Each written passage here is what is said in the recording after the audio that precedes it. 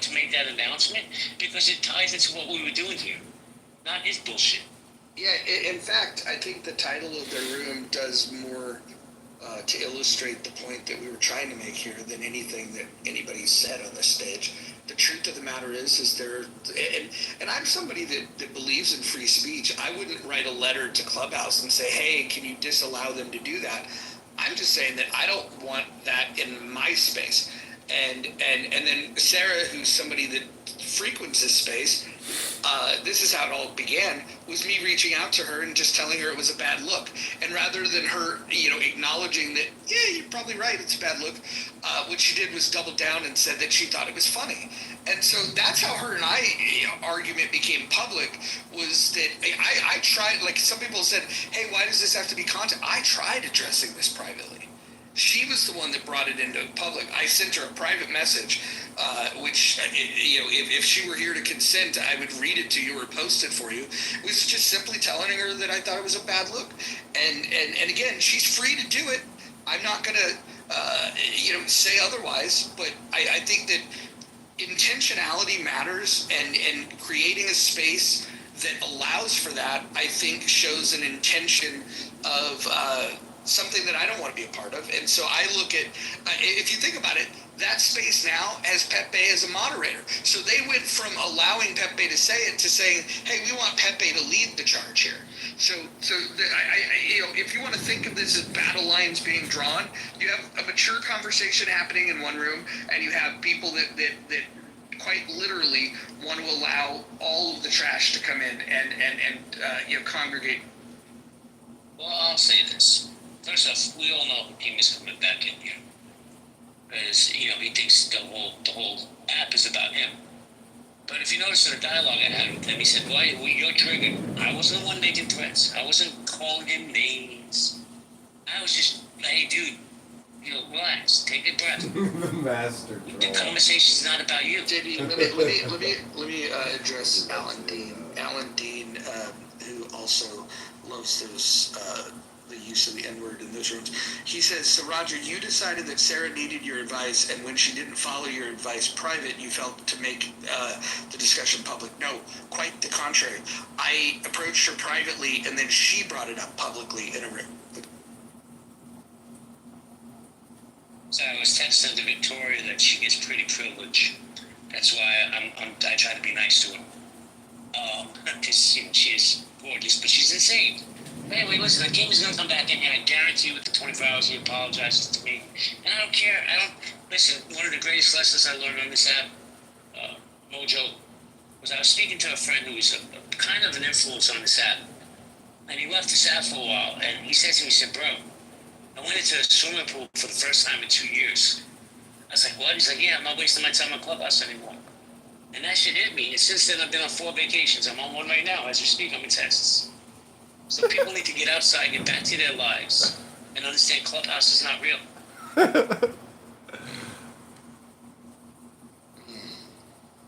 agree. I took 6 months off of this app, and it was glorious. And Dr. Jordan, who's unmuted to say something, he's the reason. Blame him that I'm back on the app. I had a near-death experience in his automobile, and we got to talking about the app, and here I am. So, Dr. Jordan, go ahead and whatever you... I was going to ask JB if the public figure or influencer that he was talking about was me. I mean, I don't mind if you use my name. It's absolutely fine. I already said I love Dr. Jordan, and as I've got to know you over the years, man, I got a lot more respect and love for you, man. I think the whole world is totally missing out. This fucking app is priceless to me. Like, I could be doing other things, but I love you guys, and I think that this app is incredible, and I almost don't want to share it with the world because the rest of the world doesn't deserve to be on it. Well, Jordan, let me just say this real quick, man. See, like you every week. We do, but let me say this. You and I have built a rapport and a relationship over years, right? We've spoken offline. Same thing with Mojo, same thing with Rohan, and some other people, Adams, right? Nye, I love Nye, I think she's amazing. But we've cultivated legit friendships, right? somebody like Sarah who just got on the app and she's in Mojo's space for 2 months. Automatically, well, I thought you were my friend, Mojo. I thought you were going to protect me at every beck and call. Lady, it takes years to build friendships, Yeah. relationships, rapport. And to your point, I mean, these are real friendships. Not only that, but they're deeper friendships than we have with many people because we're candid. I mean, to find a comparable relationship with my friends in real life, I would have to go on vacation with them for extended periods or talk on the phone with them at length. Like, I don't know that. I don't talk. Your friends, your closest friends are the ones who you are talking to day to day, whether you want them to be or not, right? And like, we know how people are feeling. We know what's going on in their lives because we're communicating. And I think that I think using the term in real life versus on Clubhouse is a misnomer. It's in person versus on. Yeah. And Roger still likes me even after meeting me in person. So I mean, there's that. Well. That's a little still touch and go. I heard about your driving experience. I will say, if anybody ever gets a chance to meet Dr. Jordan in person, you should do it. When you see the neuroticism on this app, just multiply that by a factor of 10. But then once you move past that, he's incredible. I think the experience I had hanging out with Dr. Jordan and with Uncle Steve, it was perfect. It was absolutely perfect. Uncle Steve welcomed us into his home and was playing like oldies rock and roll, and we just sat there and we bullshitted for hours. And then Dr. Jordan and I hit the town, and and then after the near-death experience, we got to break bread together and laugh and talk. And it was Dr. Jordan that convinced me to come back to the app. So. How many packs of smokes did Uncle Steve go to? I'm going to tell you, he is such a polite guy. He even asked us permission as guests in his home. He wanted to go outside to smoke a cigarette. We're like, dude, it's your house. Go ahead, do your thing. So it was great. I will say this. I'll say the same kind words to Uncle Steve. I thought meeting him in person. These two guys are exactly what you would expect to meet. When you hear them on the app, they're exactly what you would expect in real life. Yeah, Uncle Steve is his hospitality, his etiquette is really unmatched. Like, he was like really concerned about like if we started to interrupt or respond to something, he would like quiet down. Like he should run the hospitality school at Cornell University, like that college. Like he's very, very attuned to that. I was super impressed. Yeah, like Roger, like there was this politeness where, you know, how like on this app, we start to interject before somebody, finish what they were saying.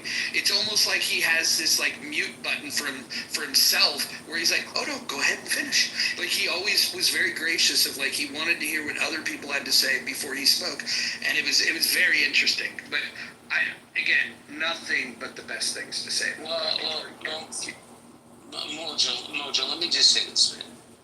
I had kind of the same exact experience you're describing with El Normo and Marvin.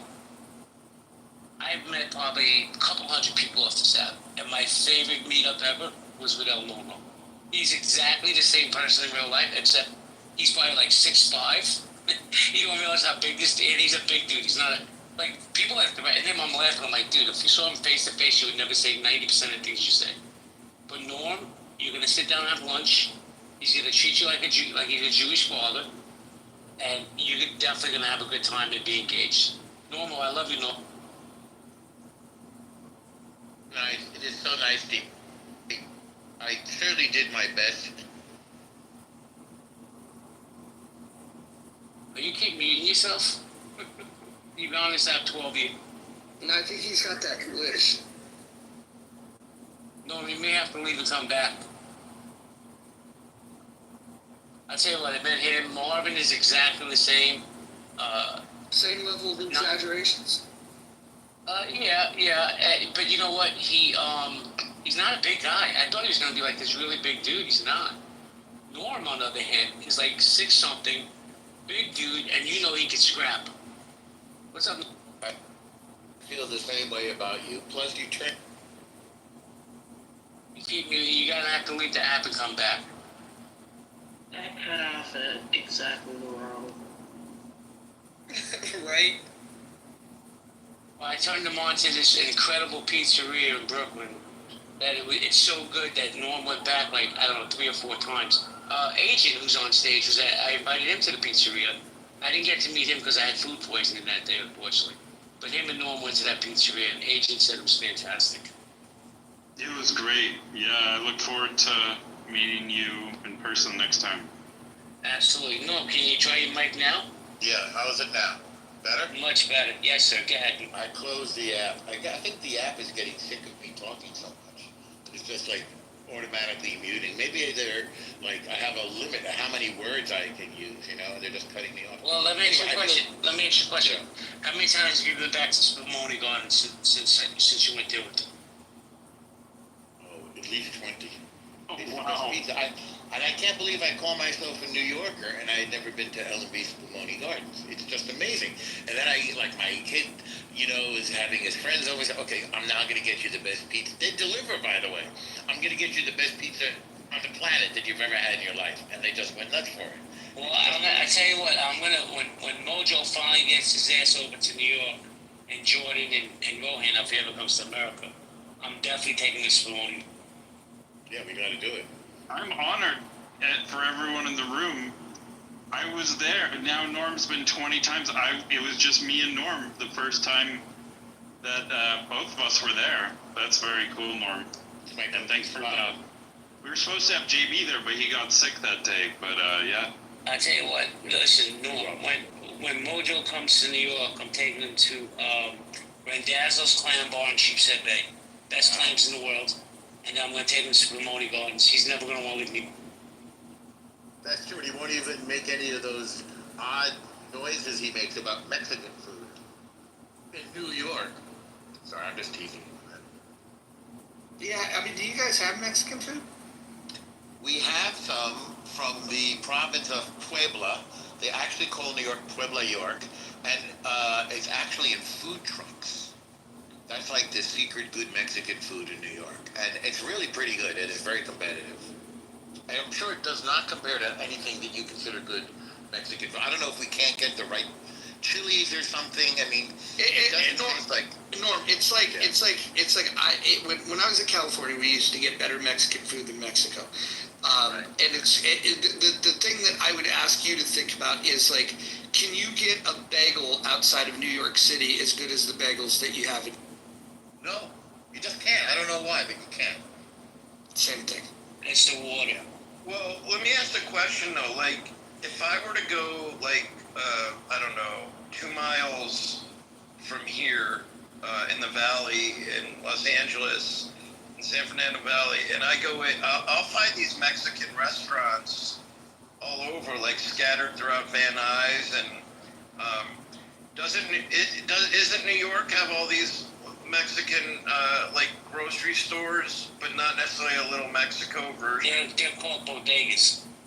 Yeah, we have them, but it just doesn't measure up to. I mean, the food in California is just so fresh, and it just tastes so alive, and it's like you just go to some guy with a grill out on the street in say San Diego. You know, I used to go to Silicon Valley a lot, and it's just the most delicious thing. It's like, how are you doing this? With one exception, my friend married a Mexican woman. And I went to their house, and it's like, you want to eat? It's like, well, I don't really. But they just like whip something up in her kitchen, and it was like one of the most delicious meals I ever had. Out of nothing, they just pulled things out of the fridge and pulled them together. So I think the ingredient might be love and care, and maybe she knew where to get the good ingredients. But it was really remarkable. You're reminding me, I want to go back there and let them offer me dinner again. It wasn't even stuff I'd ever seen on a menu, you know. She's from a different part of Mexico. I'm sure there are many cuisines in Mexico, by the way. Yes, there are. You know what I hate is Tex-Mex. Yeah. Well, I'm in Texas right now, and I have to say, this is probably my 1,000th time in Texas. I've never had good Mexican food here. I have better Mexican food in New York City.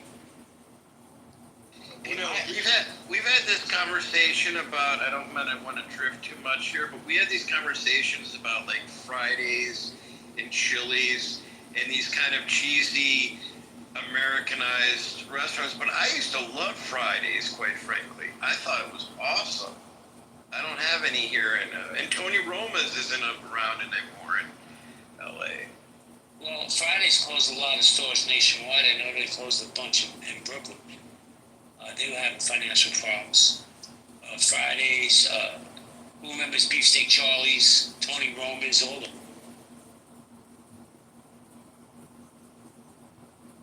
There's the best chain pizza place that I've ever seen is Amici's. I don't know if you guys have ever had Amici's pizza. Yeah, it's really good. But Amici's will try to emulate the best of each of the types of pizza that you can get. And I will say that the more that I've been trying different things, I'm now a big fan of Detroit style pizza.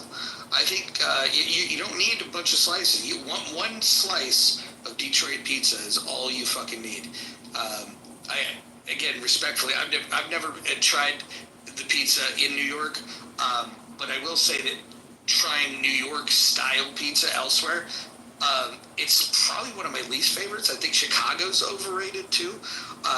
New Haven pizza, which with the clams and the sauce, I think that's really fucking good. And I think Detroit style pizza is really good as well. I promise you, when you come to New York and I take you to Spumoni Gardens, you will definitely change your mind about New York people. Okay. Don't start them at the top. You don't start them there because then he won't be able to eat any other pizza. He's only going to want to go there. That's You should give him a few different opportunities first. You know, there are a couple of other good places. Why don't we do this? Yeah. Why don't we grab a slice from 3 of the top pizza places, and then we'll go and we'll sit down. We'll do a clubhouse room, and we'll sit, and then we'll just kind of bite into each of them, and we'll discuss the flavors. That's a great idea. I can make this trip happen end of August if you guys are. Well, I'm up for it, and I know I have 2 places I could recommend. I don't know about Norm. I got some. I'm just thinking, I think DeFara's, it may still be open, but it's not the same DeFara's because I think the guy finally retired at the age of 90 or something. And Totono's, I think, is closed. Fortunately, I got to hit both. Is Totono's closed? Do you know? Should we No, look it up? Totono's is open, but they only open 2 days a week. But I'll tell you what, there's a place called Lucia on Avenue X, Norm. It was rated it was rated by the New York Times as one of the best 100 eating spots in New York City. It is fantastic. It's 10 minutes from my house, bro. We should definitely go there. Okay, hang on. I'm writing these things down so I don't forget them. Lucia on Avenue X. How did you forget that? Well, they just opened 2 more spots in Manhattan. They're gonna blow up this place. The food is, and they're small spots. They're 10, maybe 15 people in seats. That's it. But the pizza, Mojo, I'm gonna take you to Lucia. I'm gonna take you to Spumoni Gardens. You'll never want pizza anywhere. We didn't go to Locali. Locali is really good too, and the guy who started is a really cool guy. So I forgot to mention when Roger and I went out to eat. He eats a lot because he's huge, right? He's 6'4", and he eats like a bear. And so I don't know if you guys know this. He kind of was. Hold on. But you took me to a vegan Mexican spot. So yeah, of course I'm gonna eat a lot of vegetables. I mean, I'm a big guy, but Roger is actually, animal sized. So when we walked in, everybody Wait, was Roger, looking. he said that respectfully. You're animal size. No, that's just cool. He knows animals. So he's been in cars with bears, dude. So when Dr. Jordan and I arrived at this place, I would say the average age was about 25. And me and Dr. Jordan came in, and it was weird. It felt like the music stopped and everybody in the place was staring at us. We were moving in slow motion. I think Dr. Jordan might be a celebrity in his part of LA because it was very, very. Well, wait, let me just be clear. One of the reasons we went there, so it used to be owned by the Jackson family, Jackson 5, and it was open. It was late at night. There aren't many places open. So it's right on Ventura Boulevard. So I don't want to give people the impression that I was targeting younger folks. It just happened to be a place that was open as well, right? Yeah, it was fun. It was fun. And we did need to recover after I almost put him through the back window. So, Dr. Jordan, can we agree that next time we hang out, we'll just get an Uber? Yes. Jordan, when you say he's animal size, what animal is he comparable to? 'Cause I know he's a big dude. I always know that. But So there's an extinct species of bear that's gigantic called a short-faced bear, and he's like a short-faced bear. Jesus Christ. you should change your name from Mojo to Bear. Wait, Roger isn't short. Well, look, Dr. Jordan said I was 6'4". I'm not 6'4". 6'2" and a half. And I don't know how much he said I weighed. I don't think I look like a bear. I think maybe more like a kangaroo when they stand. I mean, I'm 210 pounds, and Roger's bigger than me, so, and I'm 6 foot.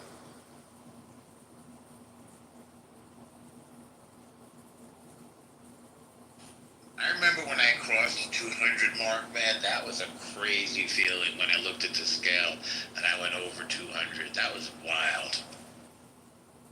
Yeah, I used to be happy about it. Now I'm not so happy about it because I understand that, you know, that's not really a healthy weight for me.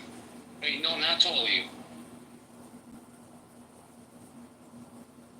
I'm gonna guess you're 6'3", 6'4". Norm, you there? Oh, sorry, yeah, I was talking with the mute on. 6'3". Yeah, you know, and you have that look about you. You have that look about you that you could scrap. Let one of these anti-Semites say it to your face, and they some. Yeah, I mean, you have to in New York. You have to be able to scrap, or else, you know, you're just going to be, you know, you're going to be victimized or something. You're going to be, what's the word I'm looking for? Chopped meat. You have to be able to at all times. And then, you know, you carry yourself that way, and that avoids most scraps, you know. Showing a lack of fear. Being able to handle yourself. And sometimes the Second Amendment. Wait, so Norm, when you were at those protests in the 60s, did you scrap? No, it wasn't necessary. We didn't have to do anything violent. We marched around, we were like holding signs and Wait. chanting. Were you at Woodstock? No, I'm too young for that. But I was around, as a very young kid, I was around to protest the Vietnam War. And I did go. We used to have like demonstrations right in front of my high school. I was very young in high school. They kept accelerating me, and I thought, okay, I'm getting over it because I'm getting out of having to go to extra school. But it sort of caught up with me in the end because I got to college. I was really young, and I didn't really know how to handle myself socially with all of those opportunities, if you know what I mean. You mean getting late? Yeah, social opportunities. Yeah, because there were women who were much older and stuff, or a few years older, and you know, I don't think a girl wants to go out with a younger guy. That's not true. But let me ask you. Nah, definitely not. Did you grow up in the age of peace and love? Yeah, kind of the tail end of it.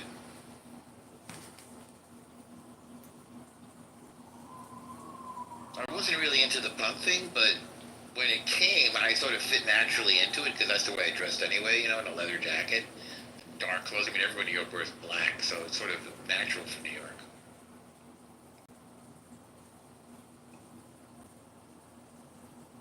It's funny because in other sections of the country, people don't wear black.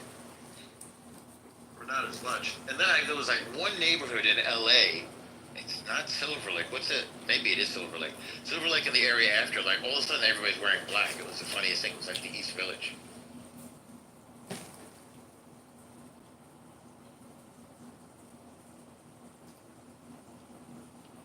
No. Where are the good Jewish delis in New York anymore? They're all gone, Normie. I'm almost, well, I mean, Cats is a sort of a tourist attraction, but I still think it's okay. I know some others. I'm almost hesitant to mention any Jewish locations on the app because I don't know everybody who's listening. It's a big room. Hey, no. If you and I go, me, you, Mojo, Yeah. go to Cats just for lunch, we're dropping $250. Well, we don't have to eat that much. I can't even get through a whole sandwich on my own. The sandwiches are enormous. I don't have to drop quite that much. Look, Ken is here. We should include him too. Oh, that would be great. I'd love to meet Ken.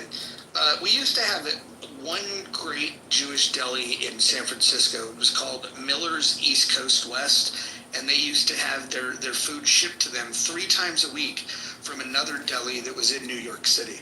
So all of their ingredients came from a deli that was in New York.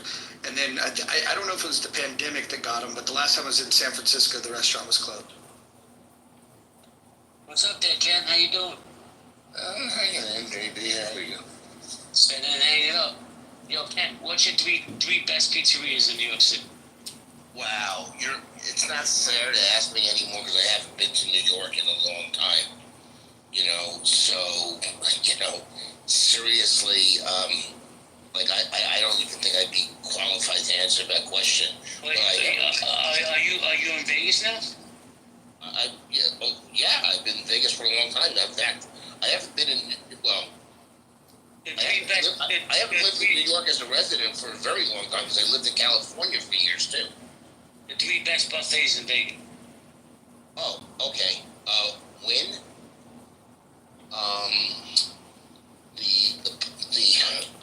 If we're talking about ones that are open every day, because there's one really good one that's only open Sundays, but we skipped that one.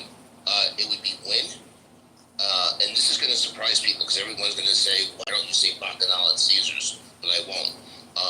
Win, the Palms, and here's the hidden gem, and this is a relatively new buffet. It's a kind of a buffet within an existing Chinese restaurant, so it's not necessarily marketed as a buffet. There's a seafood, Asian, what do they call it? Asian seafood buffet. And they have other stuff too, but within the Genting Palace in Resorts World. And it's cheaper than the Bacchanal at Caesars. I think the seafood is, better, the way that they do it. And I have a question for you. So, have you ever been to Tahoe, the Caesars, and the Harrah's buffet in Tahoe? I have been to Tahoe several times, but I can tell you I haven't probably been there since 2000. I mean, it's been a long time. I had one of Roger. I will tell you, I had one of my greatest gambling wins ever in Tahoe, but it was I think it was in the 1990s. Were you at Bill's by chance? No, this was at Harrah's Harrah's Tahoe. Yeah, Bill's is a small one next door where almost everybody that starts a story about a big win in Tahoe, it came from Bill's, and I always wondered if that was some weird coincidence. No, this was Harrah's Tahoe. Wait, what was the game? There were 2 games, so I'm going to get to it, okay? So it started off, I hit a video poker progressive for it was like $1 game, so a $1 video poker typically only plays 4,000, but this was like a progressive, the meter was way up there, and I hit it for over 8,000.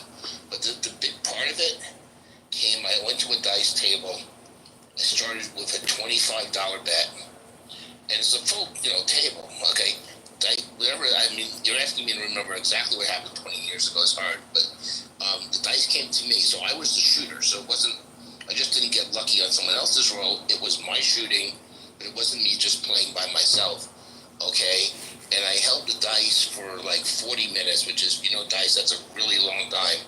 And I kept upping my bets, and starting with a $25 line bet, I won. Did you fully back it up? Of course, I always do that, But they were, but it was. I think at that point they were only doing 2 times odds. They weren't even doing 3, 4, 5, if I remember. It's a long time ago. But I won $10,000 starting with a $25 line bet, and that's not easy to do. So. Dude, that's awesome. Ken, did you know the Cromwell?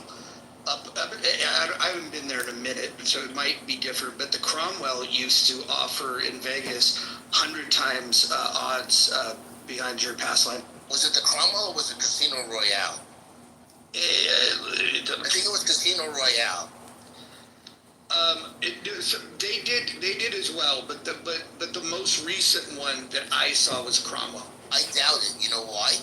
It's owned by Caesars. They would never do that. Go look it up. I'm like almost 100% sure you're wrong, Roger. If they're not still doing it, that's fine. But I'll show you where. Okay, they do. I would be very surprised because Caesars is, it's like a big corporation that's very tight on everything. All these places, the multi-property casinos, typically run their odds on dice the same way at every one of their properties. They don't deviate. Can I ask you a question without you doxing yourself? What did you? I know you worked for the casinos. What did you do for them? Were you like a director? No. I was more like I've been a consultant, at various times, because I was when I was on Wall Street, I followed the casino industry, so I learned a lot about it. And then when I kind of left that, and I had my own investment business, they were able to hire me when they wanted to. What do you think about New York City's going to get 2 brand new casinos? What do you think about that? I know the guy who owns the Mets, Steve Cohen, is going to get one of them by City Field. I don't know who's getting other. I'm going to tell you what, Jay. I know Stevie Cohen is considered one of the favorites. I wouldn't necessarily make an absolute bet that he's going to get one, but he's definitely one of the leaders. Okay, I'm going to tell you who one I think absolutely will get one, and I'll tell you exactly the reason why. And because it's not just New York City, as you know, it's downstate, so it's also the counties around New York City. So I think the number one contender is going to be what is already an existing, technically it's a casino, but it's only slots, And I'm not talking about Aqueduct. I'm going to get to Aqueduct in a second. But like Aqueduct is the MGM casino in Yonkers. And the reason why I'm so certain about that is my understanding of New York politics. The state Senate majority leader is from Yonkers. The chair of the New York State Assembly Committee on Gambling is from Yonkers. And in New York, the state Senate majority leader has enormous power, almost as much as the governor. So that's what tells me MGM absolutely is getting one of the 3. Okay? Now, for a long time, it was always assumed that the Resorts World one at Aqueduct would get one because it's existing, and for some reason people perceive that, or if you're already existing, they'll give it to you to upgrade so you can also offer table games. So for people who don't know what we're talking about, because I don't want to lose the audience, in the downstate area in New York, which is the New York City plus the counties immediate surrounding it, there are 2 places that have they're not even traditional slots, but they're called video lottery terminals. You wouldn't know the difference. They look like slot machines. Okay, and they pay a very heavy tax to the state and localities. But there's no table games. You can't play dice. Well, Ken, let me just say this real quick. Don't even meet up. I've been to Aqueduct one time. I'll never go back. It's a fucking. I don't necessarily disagree with that. Well, hold on. Before you go on, I just want to say I posted the thread on Wizard of Odds. That thread's old, so it might not be recent. It says both the Cromwell and Casino Royale. Well, okay. Not that couldn't be wrong, but I'm gonna see if I can verify that with somebody. Yeah, and if you can tell me, I'll tell you this: if you can verify that it is 100 times odds, that's probably the best place that we could all do a clubhouse meetup. Would be let's meet at the dice table that's offering that. Yeah, I'm not even sure Casino Royale does it anymore. By the way. Yeah, they stopped doing that a decade ago, I would say. I didn't think it was okay. By the way, one of the issues, Roger, with 100 times odds, because I know that mathematically that's correct. I would probably, unless I'm only betting $1, I would never play 100 times odds because of the volatility. So it says on the Cromwell what they do is they allow 100 times odds on a $5 pass line bet. So they're essentially allowing you to back it up to 500 from a $5. Right, knowing that anybody that would try that would probably go broke. Most of these people, okay? Well, hold on. Just know though that the odds bet behind that is it nullifies the house edge. The only better bet that you can get on that entire table. No, I understand. If you could put your odds on the don't pass, the odds on the don't pass is the only. I understand all of that, but most of these people that try the 100 times odds, particularly when it was only $1, you know, they don't come with like a $15,000, $20,000 bankroll. They got $500 in their pocket. They put $1 down. They take 100 behind, 7 out. They put another $1 behind. They put another 100 behind, 7 out. Okay, in 5 or 6 or 7 rolls, they're done. Okay, because variance is real. It's not just the mathematical. You know, I mean, you've got to survive variance. You know, and that's in any game. Even when you have an edge, even when you're a blackjack card counter or whatever, you've got to survive variance. And so you have to understand, like, you know, what we call your risk of room, and there's a mathematical formula for that. Nobody's saying you win. In fact, the house still has an edge even on this.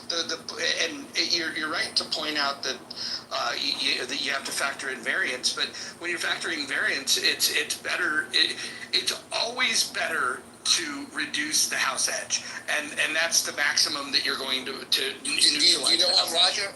Like every professional card counter I know, and I know a lot of them, including some of the guys who've written the books, where they actually have the edge, and they're not just like, they would all disagree with you.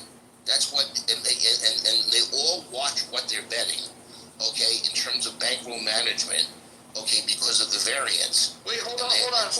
I want to get this straight. You're going to say a professional game is going to minimizing house edge is What I'm telling you said that somebody would disagree with. Well, yeah.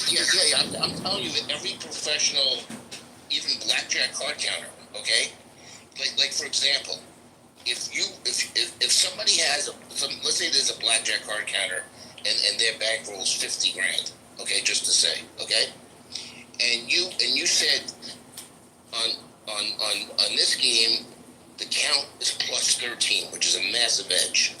Okay, it's probably as high of an edge you'll get on blackjack. Okay, you have an edge. You're not break even anymore. You have a massive edge on the house. Okay, will you take all your 50,000 that you have? Because if you lose that, you have nothing else to play with. Okay. Ken, you're making a point that I wasn't even talking about. I'm simply saying, like, you're saying I'm agreeing that you should care about variance and bankroll management. What I'm suggesting is the better that you can put that reduce the house odds, the better off you are. Of course, you still have to manage your bankroll and consider variance, but there's not a single professional gambler that would disagree that minimizing the house edge is a good thing. That is correct. However, they would all weigh bankroll management and the variance is more important than getting the last, the last edge. Meaning, so what I'm saying is, they would never risk their entire bankroll just because they got like 1,000ths of 1 point, better edge somewhere. Well, of course not. You wouldn't risk your whole bankroll even if you were a 52% edge to the player. Of course you wouldn't do that. But that's not my point. My point is that if you go to a craps table where almost every bet has a high house edge, and then you find the one bet on the table that almost neutralizes the house edge to 0, that's a much better bet, and nobody's going to disagree. Right, except what they will tell you, let's say on the Cromwell, let's assume you're correct on the Cromwell, if your entire gambling bankroll that you brought with you is $500, betting, 5 on the line and 500 behind, is if you want to have then of course you can't afford to play that game. I agree. Exactly. With you. I agree. You can't afford to play that game, but that doesn't make that bet bad. In fact, that bet will always be on no, it any doesn't make given roll. It doesn't make the bet bad, but it makes it unintelligent for like 90% of players, okay, or so, because the average person doesn't have a gambling bankroll that they can withstand because you're basically betting $500 a roll.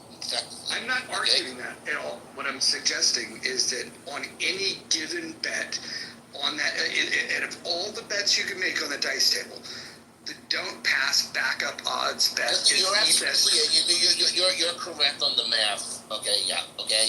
And then there's the kind of the reality when you play in real life. Not like not going home broke. But you're correct on the math. And certainly, by the way, if you had Bill Gates's bankroll, then that would be the thing to do. Sure. And I'll tell you a Bill Gates story from Las Vegas to prove my point. By the way, okay, Bill, when he would come here, would play incredibly low limit, like poker, it's really low limit. Okay, like the stuff that like everybody could play. So he's playing at Bellagio. Whatever he's playing maybe he's playing a 2-5 game or something. If whatever. He's playing a white chip game. Well, they don't have a white chip game at Bellagio. So I'm thinking with the lowest game, what would have been? So red Okay. chip game. Yeah. So it's a red chip game. Okay. And all the super high rollers are in Bobby's room. You know what that is, right, Roger? The high limit. It's not called Bobby's room anymore, but it was named after Bobby Baldwin. It's like this room in the back, but it's open to the public because you have to be legally. So anybody who comes up with enough table stakes can play. Okay, and they play for super high stakes. Well, Jennifer Harmon, who some of you, if you follow poker, one of the top poker players, right? In the world, okay. We were just talking about her yesterday in this room, by the way. Go. Okay. Jennifer walks over to Bill Gates and tries to induce him into their game. And I think they were playing 10,000.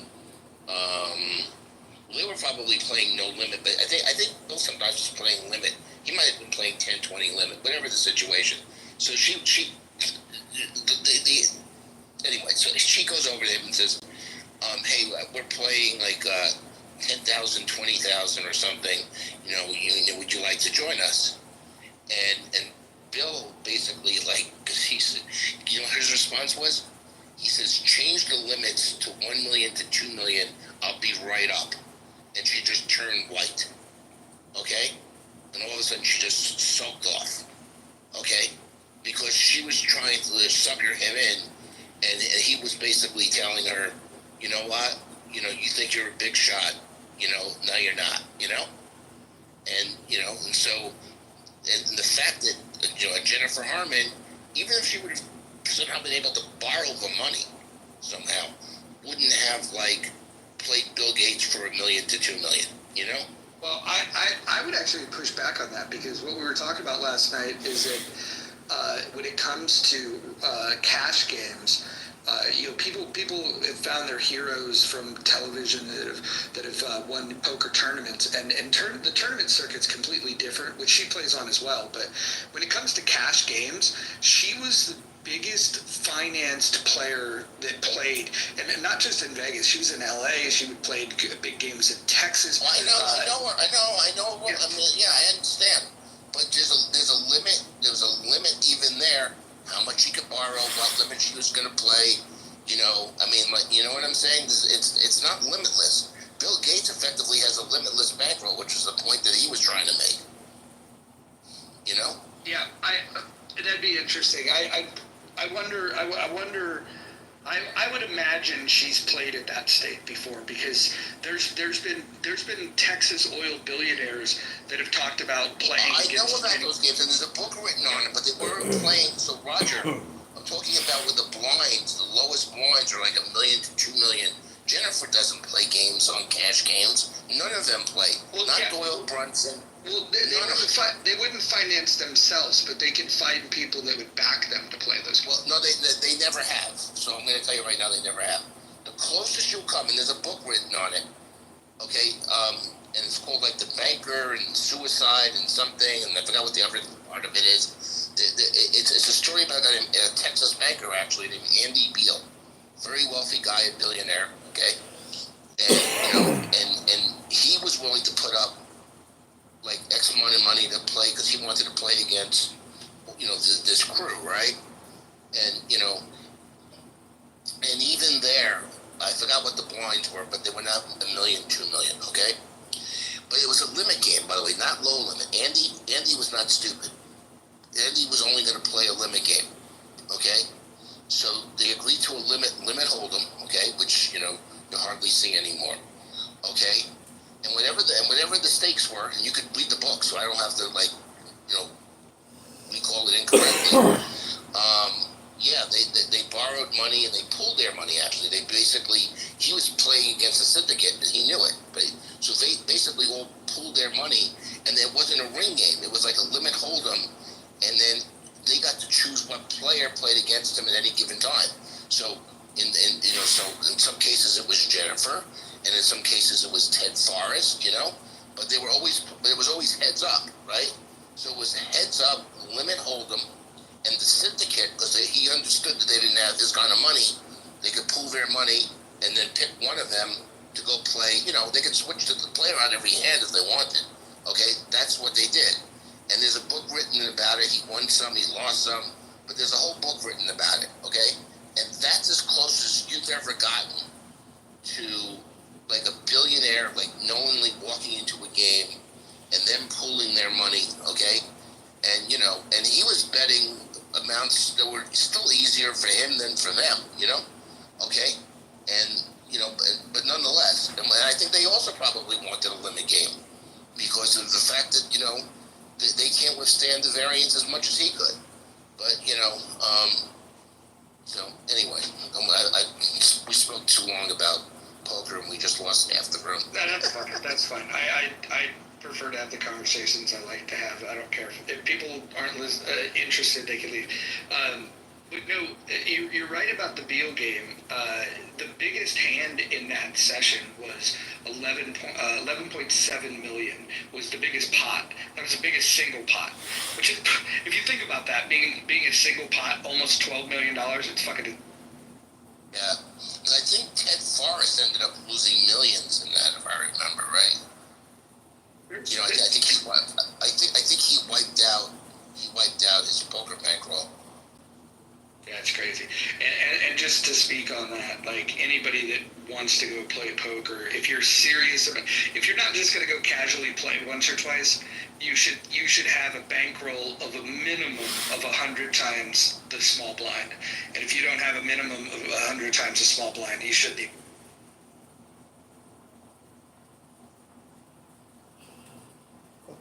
There is a female there was a movie made about a woman who she's from Colorado, I think. There was a movie made about her. She was one of the very few female professional poker players at one point.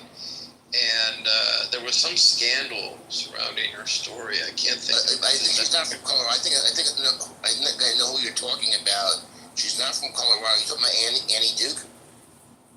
No. Let me look. By the way, Annie Duke is overrated, and Howard Lederer is even more over. Yeah, okay. But, because the only, I mean, there's only, a couple of, really at least well-known, that are known. Because, people could, survive in obscurity in terms of female poker players. And Annie Duke is one of them. Jen Harmon's another. Cindy Violette's another. Even though Cindy is, probably more known for playing stud than. The book is maybe you know Ken. The book is called Molly's Game. It's about. Oh yeah. I'm connected to her on Facebook. That game is about Toby Maguire essentially having people that were losing players with big budgets in LA come and play, and then they move the game to New York. I mean, like that book is all about. What is her involvement? What did She she do? arranged the game. She was like the hostess, and she was getting cuts for running the game, but she wasn't playing in those games. I see. So she's not a top female poker player. There's You a know, movie made from this book. It's not a bad. There is, but it's not. But she's not a. But she is not a top female poker player. She's crucial to the story because she arranged the games. She was basically the. I mean, and she wasn't. When I say she arranged the game, she wasn't even playing the house because because whatever they're playing themselves really, because there is no house. Okay. She just arranged the game and she got a cut. However, she got compensated for arranging the games. Like she would invite Toby Maguire, as Roger said. She would find the players, and she'd make sure everybody had the beer, alcohol, or whatever else they want. She was just playing hostess. And keep in mind the whole reason they were playing in these games in these hotels and playing privately is because they didn't want just anybody at the table. They were hand selecting people with major bankrolls that they knew couldn't play very well. But the types of people that when you tell them, hey, so-and-so is going to be at the game, you want to come play? Because they wanted to get that close to the celebrities, they'd say, okay. And a lot of those guys would go and lose tons of money and still feel good about it because they were losing their money to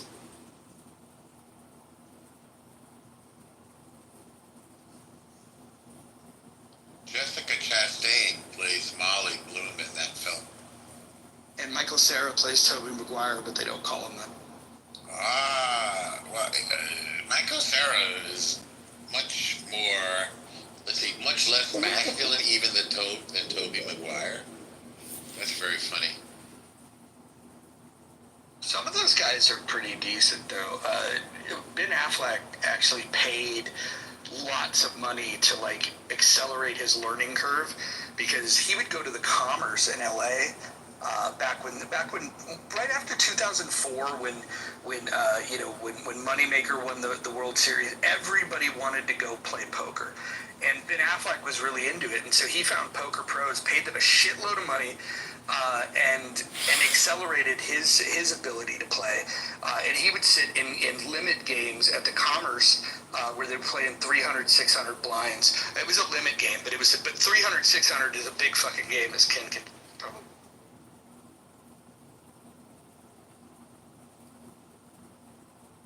Before I would say before Moneymaker, or just a couple of years before Moneymaker. I mean, even in the 90s, most of the bigger games were limit games. I mean, television made a big difference, and the Moneymaker thing made a big difference, switching everything, into no limit in terms of the way cash games are played. I mean, the World Series of Poker has always been, the main event was always no limit, okay? But that didn't translate into way cash games were played, Yeah, no, you're right. You're right. Most small card rooms, you'd walk in and they'd be like, "What do you want? 3-6 or 4-8," and they were just playing limit hold'em. And then even the places that spread bigger games, it was limit. What's interesting, Ken, is the three big events that caused the poker explosion. It was the Moneymaker winning the main event. That was a big thing. But one of the things that made that possible for people to be interested in was the whole cam, where they could use the camera to show the audience at home. And then the third part, and probably the most important part, was online poker.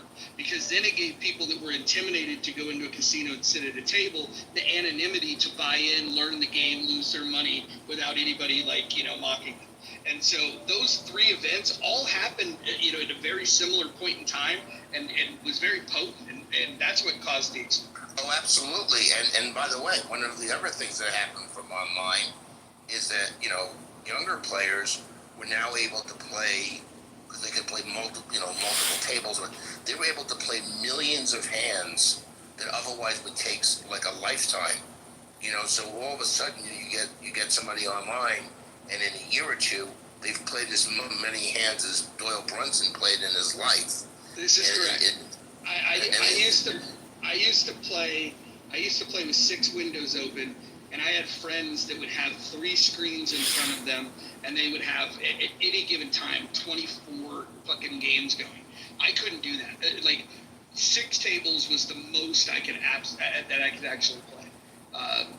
But you're right. Even with 6, I was probably seeing more flops than poker pros from the past. But these guys that were playing like 24 games at the same fucking time, absolutely insane. And then they had automation to tell them, like the tendencies of their opponents. They would tell them if they fold on the flop, if they fold on the turn, and then if you could find people that are loose or passive, you'd be able to play them. So Roger, let me ask you this question. I saw made a comment today, which I agree with anyway, that even though this person has played online poker, he said never, never in the future because of AI. He just thinks that, it's, I think whoever said that is foolish, because if anything, what the AI is going to allow us to get better at is bot defense. And so if you're not a human, it'll be able to more easily detect that. And so while there's been a history of all kinds of corruption in these games, from people that work for the online gaming company having a God account where they could see the other players' cards, that actually happened, to people having bots playing optimal strategy for them, which, by the way, if you ever want to tip that over, all you have to do is just start playing like a maniac, and then they don't know what to do. But no, I would say that what the ability to identify if somebody is a bot or not is actually going to make the game safer. Interesting libertarian approach, like let the market fix it. I wouldn't. There's too much stuff that's happened in online poker, and like things that you won't even know. For the average person, like you should stay away from it. The only time it would make sense is for somebody who's going to do this full time, that's going to know every piece of software, like the stuff that Roger referenced that tells you about people's tendencies, which some of the sites actually, I think, tried to ban, so you weren't supposed to play with that, all sorts of stuff, okay? It's so different than playing a live game, It is definitely different, but, there's people from pockets of the world that you would have thought, how did they learn how to play Texas Hold'em? And online poker is what got them there. Like the Norwegians, for example, these guys, when they get online, they, like, just like anything else, you're going to have, like, cultural phenomena. Whatever reason, they just decided to play a far more aggressive style of poker.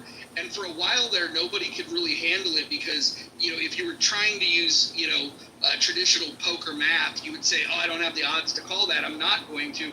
And these Norwegians were just running over people until people started playing with them more frequently, and then they realized that, like, okay, I'll use their aggression against them. And then you would play ultra passive until they played aggressive, and then you'd come back over the top of them, and then you would, like, you would scare them away. So there's all kinds of, it's an evolving game on how styles are played. One of the most interesting things is there was probably maybe 100 people on the planet that were playing, like, the game with optimal strategy. And then Doyle Brunson writes a book because he realized that writing a book would give him more money than he was willing to play in poker on what optimal strategy was. And then you've got all these poker enthusiasts that, for the last 30 years are reading this shit. And now you've got people that are sitting in a low-limit game that know more about the game of poker than Brunson probably did for the first 10, 15 years of him playing poker. And so in order to respond to that, you have to think about, like, okay, what does my opponent know about this game? Do they know odds? Do they know pot odds? Do they know implied odds? Do they know position? Do they know good starting hands? And you try to decipher how knowledgeable they are. And if they're a really good player, then you have to ask yourself, how do you beat a really good player?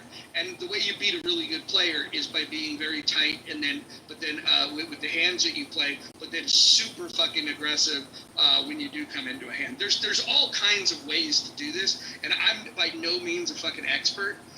At a certain limit, I'm a profitable player. At another limit, I am absolutely the fish at the table.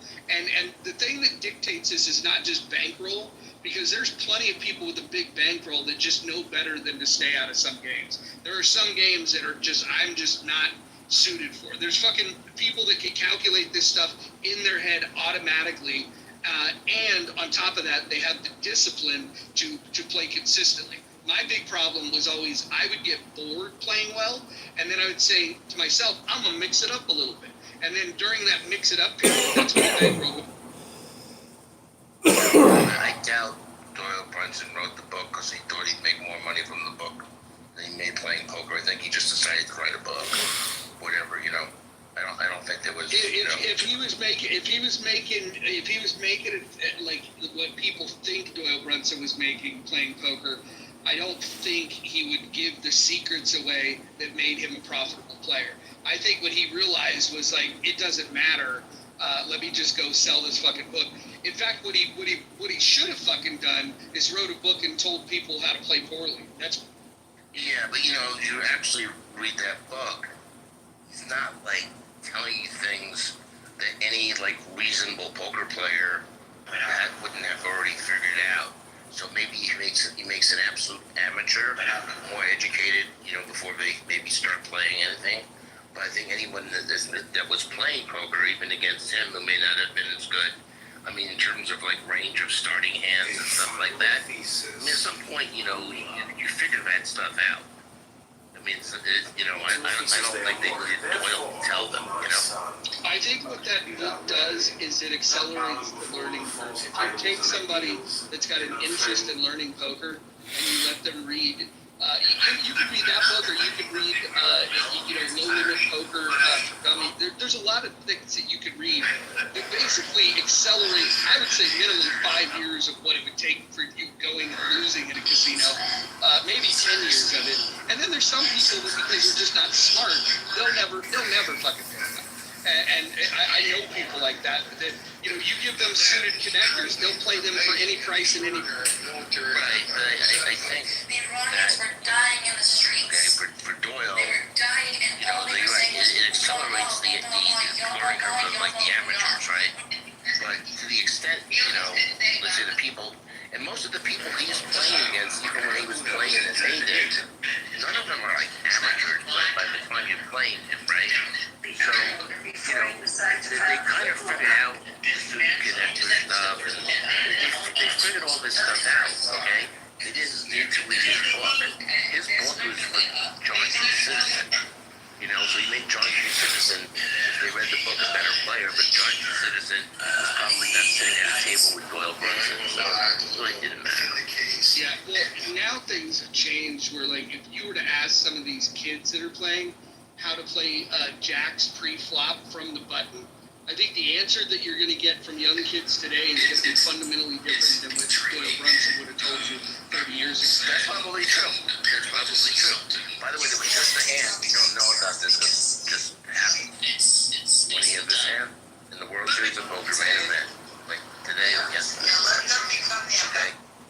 I can't even believe the way it got reported. I read the story only because I thought this was going to be like some hand where maybe a 4 of a kind will beat a full house or something like that, you know. But no, it wasn't. It wasn't that. Okay. So a well-known professional player. These are names that like I don't even know anymore because like most of the people I knew who were professionals, because I'm old, you know, are old. I mean, you know, they don't even really play anymore. You know, even Helmut, they basically don't play in these events anymore much. This guy had pocket aces. You know, the other guy had pocket nines. Okay, and the guy with aces, I think he's 6-bet. The guy with the nines. Okay.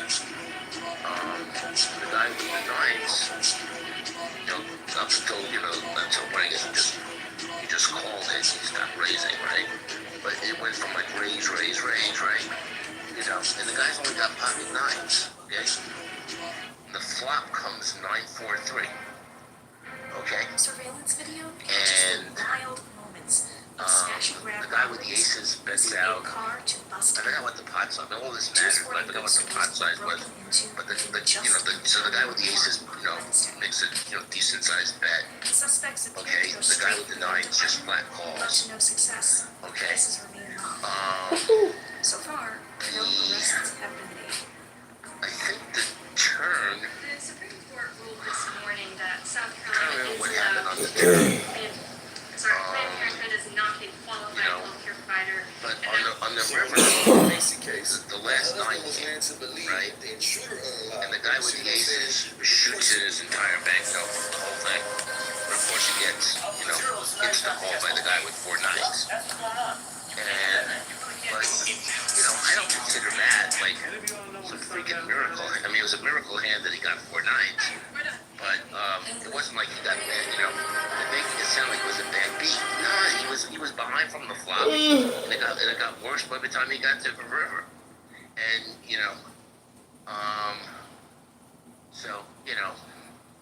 but I mean, the guy who played the nine just got lucky. I mean, and in fact, the guy with the aces probably should have, at some point should just put them all in pre-flop, but made it like where we'd have to go all in pre-flop. So he probably misplayed that hand, because it goes to your whole comment about jacks. Jacks and nines at that point are basically the same hand. Either you're going to hit a set or you're not. But one of the most dangerous things when you have pocket aces, even when your head's up, is the other person having it in the set, and you've always got to take that into consideration. Yeah, no, you're right. This big guy over here. Well, it's tournament chips, by the way, it's not cash. It was the main event of one of the games of the World Series, so it's tournament chips. So I mean, but they're playing for whatever. I don't remember the size of the pot, but they are tournament chips. But if you lose the hand, you're out of the tournament. So that's the bigger deal.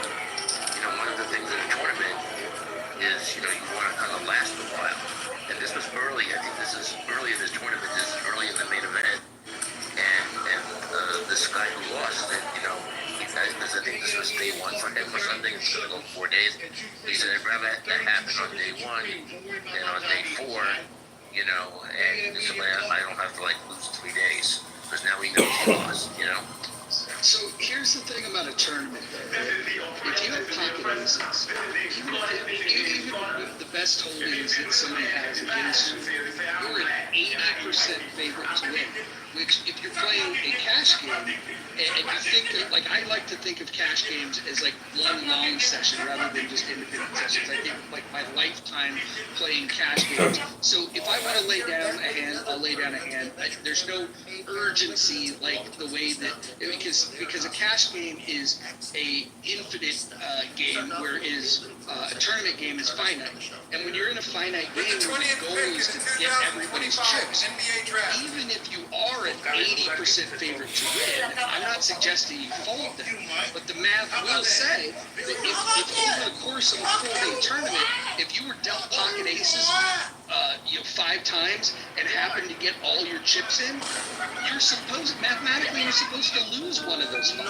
And so when 1 out of 5 hands, when you go all in pre-flop with aces, over the long haul, 1 out of 5, you're going to lose. And so I think that sometimes people, when they're in a tournament, they lose sight of what the ultimate goal is. And look, if I can double through somebody and I've got pocket aces, I'm going to do that. But depending on what's happening, for example, if there was 2 people on short stacks and we're about to make the money, I can even there are times in a tournament that I can convince myself that folding aces even pre-flop. I agree, but this was not one of those situations. This was really early in the tournament. It got the heads up. I mean, obviously, you realize that if in a ring game, if there's still 7 people in the thing after the when you go to the flop, aces are not even the favorite. The field is the favorite, right? Okay, but this was none of that. This got to heads up. Okay, and quite frankly, you know, 80-20, whatever you want to call it, okay? I'm putting that person all in because you know what? Here's what happened. And this is exactly what happened in this situation. If you allow a flop to come, the guy has some sort of hand. You don't know what it is. It could be 4-7 offsuit. He could have been, you know, but you don't know if the board comes 4-7-7. You don't know where you are, okay, after the flop. That's far more dangerous. Not knowing where you are after the flop, okay, than going all in heads up with aces. Yeah, Okay, no, I 100% agree. I like 99 out of 100 times, if I've got aces pre-flop and I've got somebody that's willing to raise me, I'm shoving all in, to try to take it down there or take my fact that I'm favored at this point in time and then see the whole hand that way.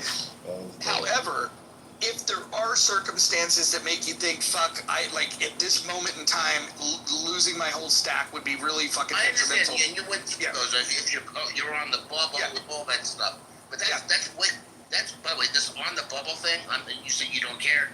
I think that stuff's way too complicated for like this room. If you don't mind losing every single person who's here. No, I think the only people really tuning in right now is me, you, and Norm. But Norm, I think, would understand that, like, if, let's say, the top 500... I'm looking at the audience. There's still, like, 13 people. I don't know if they're paying attention. But most of them are doing housework and then just casually listening and waiting for somebody to jump in the room and curse somebody out. That's kind of like what the audience does. But what's interesting about the bubble, right, is like, let's say if you're in a big tournament, they're going to pay money to the top 500 people. If you once you find yourself in like there's 510 people left, and let's just say making it, past the bubble just gets your money back, or maybe, doubles your money. The strategy dramatically changes at this time. If you're short stack, you just want to survive, and if you have a bigger stack, you know that people are in survival mode, so you can steal blinds very aggressively, right? And so that it's one of the most interesting parts of the game. And so what I've noticed that with the aggressive people is like, it used to be the people with the big stacks would be ultra aggressive when we get to the, right to the bubble. Now, what people have learned is that people, they know that you got to play tighter as you get to the bubble. And so then you can get those mid stacks that start playing aggressive to steal blinds. And if somebody comes over the top, then they typically lay it down. But that's my favorite part of the tournament, because that's when the heroes are made, is right before you get.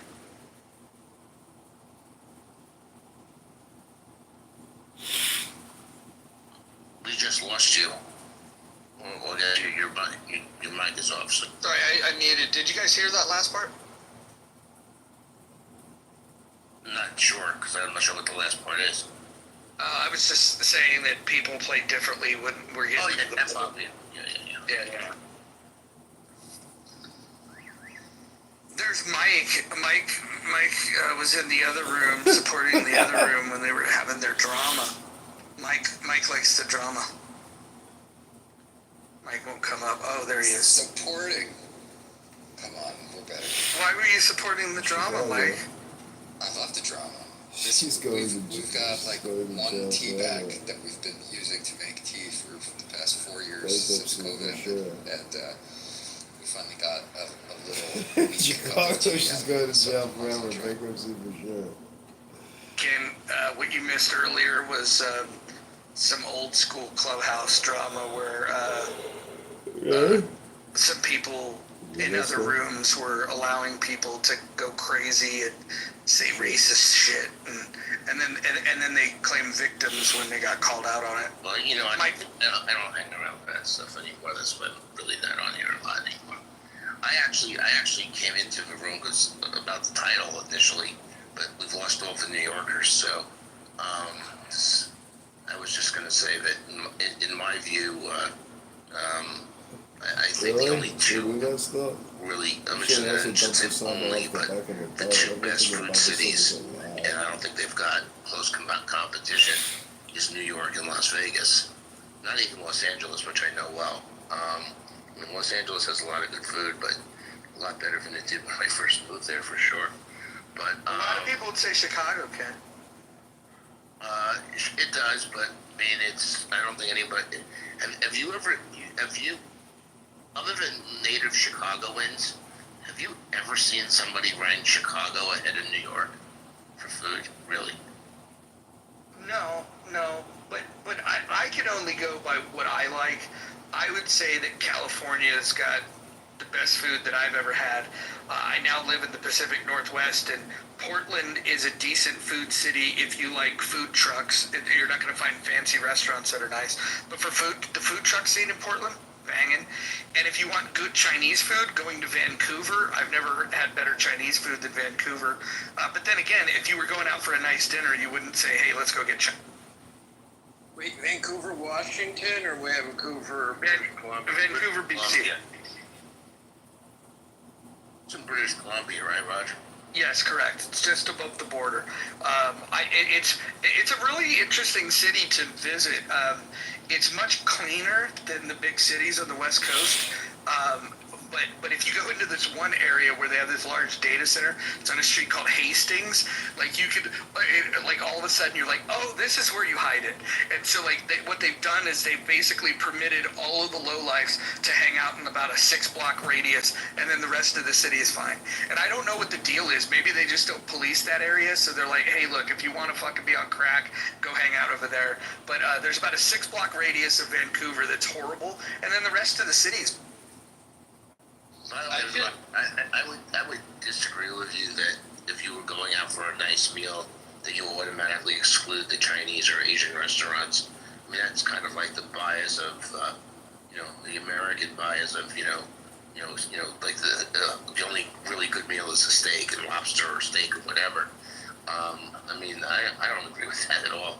And by the way, but a lot of the Asian restaurants, at least even near me now, there's a lot of places that have Wagyu, real Wagyu, Japanese Wagyu. And Japanese Wagyu is, like, it's really good stuff. But, it's at an Asian restaurant. A lot of them are, we have, like, Korean places that have Wagyu, You know the problem with Korean food? Like, I just don't know what it is. Like, there was a Korean spot in San Jose, California. And if I went with my Korean friend, I'd be like, oh, okay, because the food's out. And you grab it like Sizzler style, and you put raw meat on your plate. You take it back to your table that has a fucking barbecue on your table. And the Korean guys, they know how to cook it. But there's something weird about just having raw food, raw meat sitting out in the open and letting people. Okay, so If your lordship it's cannot called, tell I think it's called what is hot not, pots. and I fear Yeah, I this tried judgment those. is Hot pot's in the bowl with the, where you get, this is Korean barbecue, where they literally, the table itself has like an oven embedded into the. Right. You take the raw meat. You're talking Chinese hot pot. Those are two different things. I'm familiar with that too. Right now I was talking about Korean. But we can. I think the same goes for both. Where you're cooking it yourself. Why the fuck would you go to a restaurant and they bring you raw food and then you cook it yourself? Yeah, that's true. And by the way, some of the places, even in Vegas, they don't have staff. You don't want to do that. They'll cook it for you. I mean, they'll handle, so if you don't want to handle the utensils, the meat, whatever, I mean, they'll do it for you, I just think restaurants are getting crazy. Like, it used to be, they prided themselves not just on the food, but on the service, right? Now, the biggest thing is the fast casual, where they want you to tip them when they don't even bring the food to you, right? I feel like it's just gotten out of hand. And then when you go into a restaurant where they want you to cook your own food, it's like, dude, if I wanted to cook my own food, I could have stayed home. Walmart is doing something interesting. It's not related to food, but it's just related to that audacity of you do the work and you pay extra. When they had installed all those self-checkouts, they realized that a lot of their stores were actually making less money. When they moved to that, they thought, oh, if we cut out the labor expense, we'll have more profits. But there was actually less people shopping. And so they were trying to figure out, like, well, what do we do with all this self-checkout?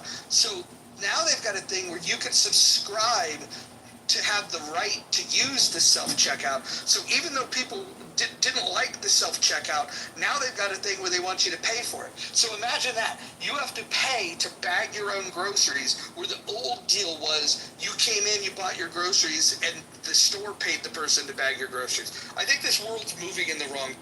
That's ridiculous. So let me ask you, because we don't have a lot of Walmarts near, like, we're in my immediate vicinity. We have them in Vegas, obviously. So I don't shop at Walmart, okay? But you're telling me if I walked into a Walmart, and I wouldn't have been a subscriber because I wouldn't even know about this, but if I happened to find a Walmart and I walked in, got a couple of things and went to the checkout. It's not all of them. It's test markets. It's not all Okay. Walmarts. I think eventually what we'll head to is what they do at the Amazon Go stores. I don't know if you're familiar with those, but in Seattle, you walk in, you grab you first scan your Amazon account, and then you walk in, and you literally just grab things, and you leave, and then it automatically bills you. Yeah, You don't. more places like that, yeah. Yeah, you don't even see the people. Although somebody on Clubhouse, when we were talking about it, was saying that it's not real automation that they're deploying, but that they have cameras, and that there's people in India monitoring the cameras, and then they see that you've logged in, then they watch what you put in, and then they manually ring it in. If that's the truth, I don't know if that's the truth. Somebody on Clubhouse said that. If that's the truth, that's the most ridiculous thing. I don't believe that's right. But by the way, fast casual in general, as a category, is under tremendous pressure. There've been a lot of bankruptcies, a lot of restaurants that have folded. Okay, so I don't think fast casual is like the growth. It's not a growth category, and I don't know. I wasn't leaving the impression that it is. It's not. It's in many ways dying. Go look at Darden, and how many stores that they've closed, and just how many fast casual places have closed. I mean, Sizzlers and whatever. I mean, TGA Fridays, I think, has closed most of its locations recently. I mean, it's a disaster for fast casual,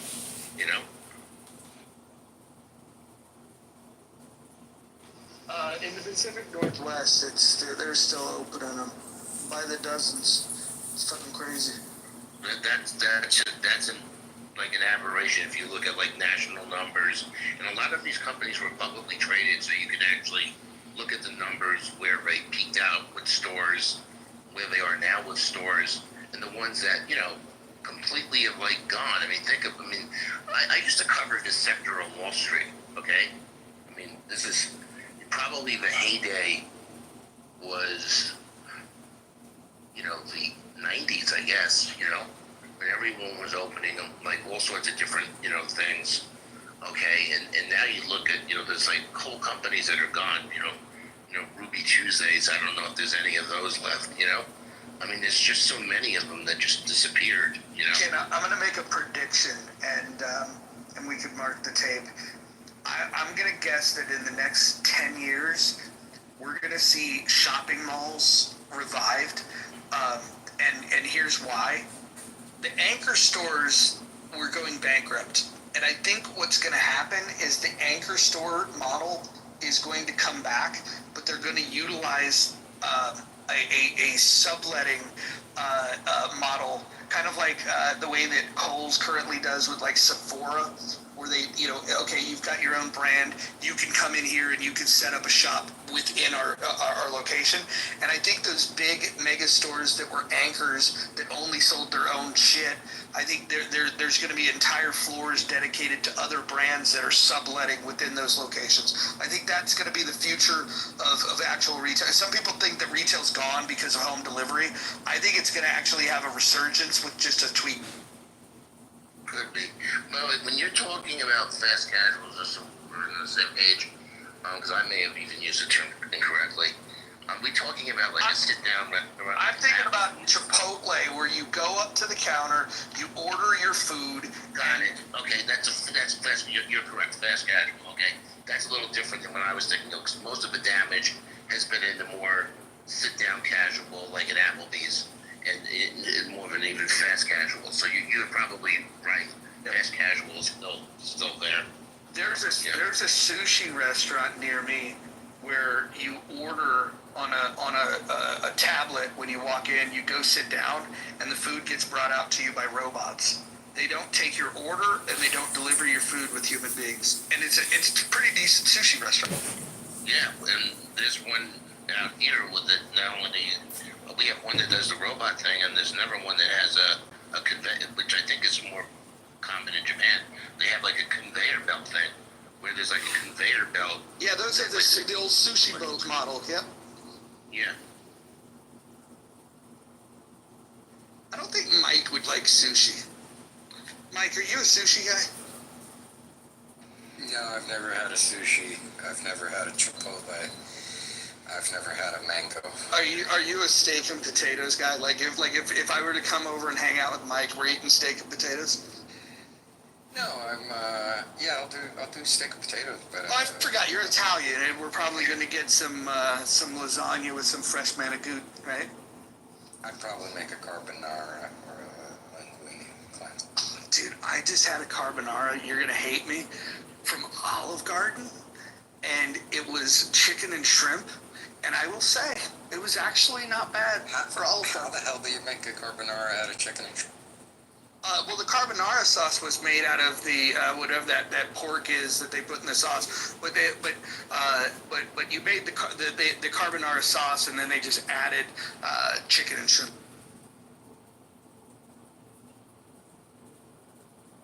What's the meat that you put in there? In the sauce? It's like. I think you're supposed to use like fucking guanciale or some shit. Yeah.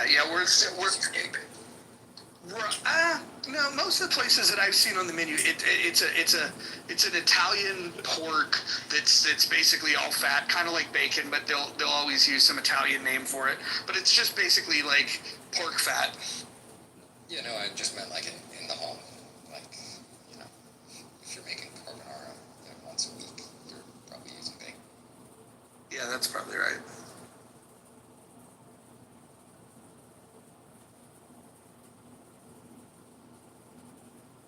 When you eat sandwiches, do you do oil and vinegar, or do you put mayo on your sandwiches? I like mayo. I'm a mayo guy. Damn. What do your Italian friends think of that? I don't really have any Italian friends. I live in the Midwest. On a related note, maybe this is too off subject, but there was an article I saw today of the most boring cities in America. I was really surprised, and the relation to the topic is just being in the culinary scene. Those cities that had terrible dining were considered the most boring.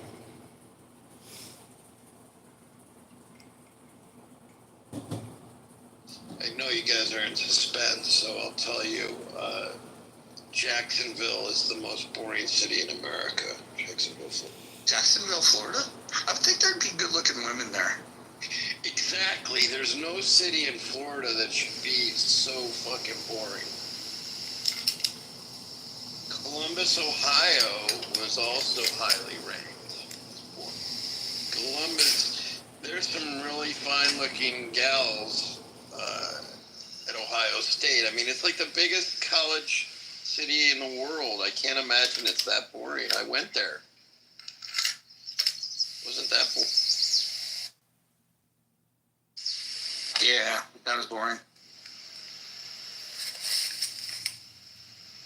All right, back to the topic. My fault. No, I will. And, feel free to jump in with those kind of comments anytime. Hey, Mike, I got a question. I'm not Italian, but I grew up with a zillion Italians in New York. Even my next door neighbors were Italian. So I'm pretty familiar with Italian food, and whether it was in New York or even when I went to California, mayonnaise is not something I've seen on Italian cuisine, except for maybe like Subway type of like Heroes, like submarine-like sandwiches. Capicola with some cheese and somebody puts mayo on it or whatever. Okay, but generally mayo, it doesn't show up. Yeah, no, I agree. I wasn't talking about Italian stuff. I was saying like sandwiches in general. Oh, okay, got Yeah, it. my wife makes a beautiful sandwich, and she put mayonnaise.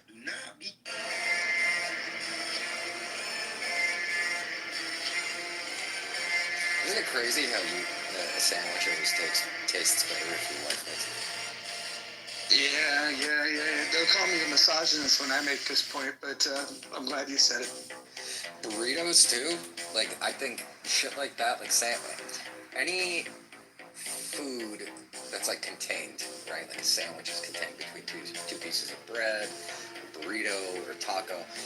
I always fucking overfill my fucking sandwiches and my burritos, and the portions are all fucked up.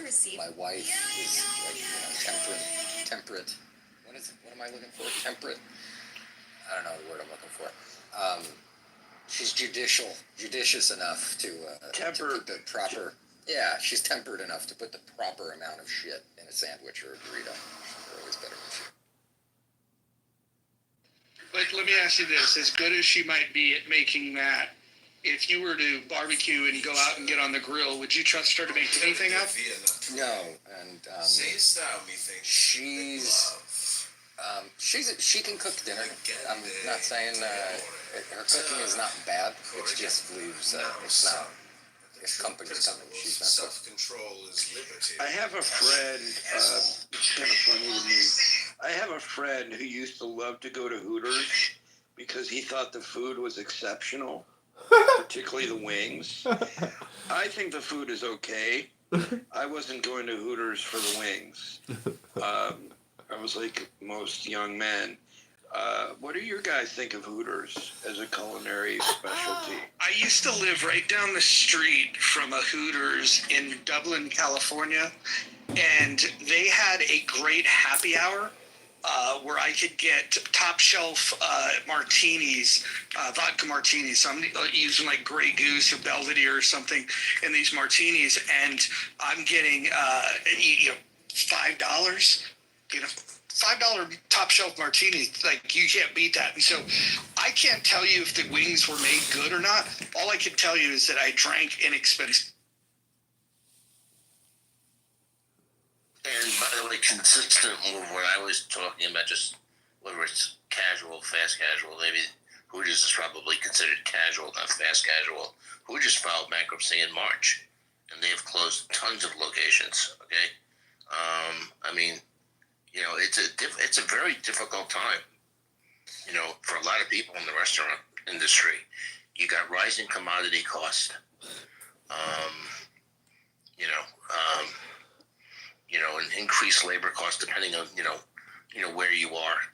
I mean, California, Roger, is almost like an impossibility now. With the minimum wage laws and everything, and I'm sure Seattle probably is too. It's just very difficult time. You almost have to be at one of the extremes. You need to be McDonald's, or you need to be super high end.